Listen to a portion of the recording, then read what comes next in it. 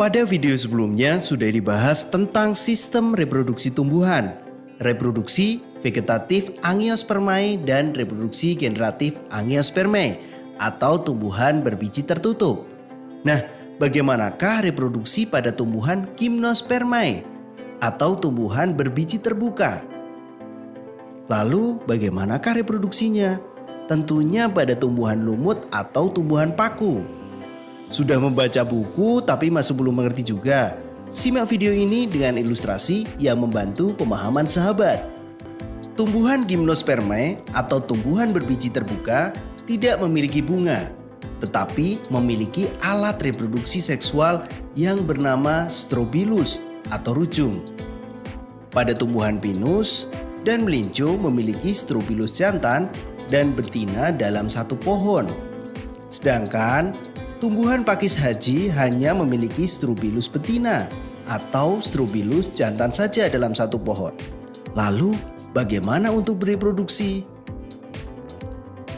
Ada dua jenis cara tumbuhan berbiji terbuka untuk bereproduksi. Reproduksi generatif Gymnospermae terjadi melalui penyerbukan. Penyerbukan pada Gymnospermae terjadi apabila serbuk sari menempel pada lubang bakal biji. Serbuk sari akan tertangkap oleh cairan pada lubang bakal biji. Jika cairan menguap, serbuk sari akan masuk ke dalam bakal biji dan terjadi pembuahan atau yang sering disebut juga dengan fertilisasi. Sedangkan reproduksi vegetatif Gymnospermae terjadi melalui pembentukan tunas. Contohnya, pada pinus dapat membentuk tunas akar dan pada pakis haji membentuk tunas yang disebut bulbil. Untuk lebih jelasnya, tonton terus video Mr. Klik ya. Kita akan bahas lebih lanjut reproduksi pada tumbuhan paku. Tumbuhan paku tidak memiliki bunga. Organ reproduksinya berupa spora, namun tumbuhan paku juga bisa bereproduksi secara generatif loh. Siklus hidup tumbuhan paku dimulai dari fase sporofit.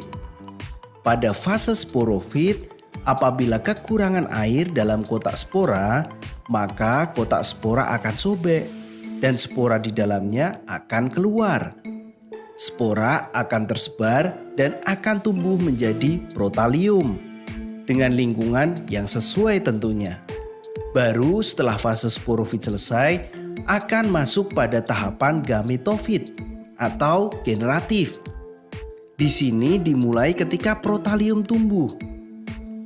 Protalium tumbuh menghasilkan antheridium dan archegonium. Antheridium menghasilkan sperma berflagel dan archegonium menghasilkan ovum.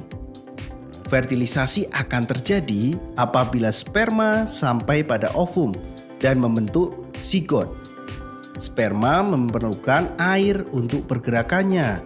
Zigot yang tumbuh dan berkembang akan memulai tahap sporofit baru. Dan siklus pada tumbuhan paku ini disebut juga dengan siklus pergiliran keturunan atau siklus metagenesis. Ada fase sporofit yaitu vegetatif dan fase gametofit itu generatif. Wah, hebat sekali ini tumbuhan paku sahabat. Hampir sama dengan tumbuhan paku, ada yang kedua akan kita bahas adalah reproduksi tumbuhan lumut. Lumut adalah tumbuhan yang hidup di daerah lembab. Lumut belum memiliki akar, batang, dan daun sejati. Lumut disebut juga tumbuhan perintis atau pionir, yaitu tumbuhan yang pertama kali tumbuh pada lingkungan yang telah rusak akibat aliran lava atau kebakaran hutan. Lumut dapat mengalami pergiliran keturunan. Reproduksi lumut yang dapat dijumpai adalah fase gametofit. Alat reproduksi lumut yaitu archegonium yang menghasilkan gamet betina atau sel telur dan antheridium yang menghasilkan gamet jantan atau sel sperma. Fertilisasi lumut terjadi ketika musim hujan, yaitu ketika sperma berenang menuju ovum dan terjadilah pembuahan sehingga membentuk zigot. Baru zigot tumbuh dan berkembang menghasilkan sporofit muda. Kemudian sporofit muda tumbuh menjadi sporofit dewasa dan akan menghasilkan sporangium atau kotak spora.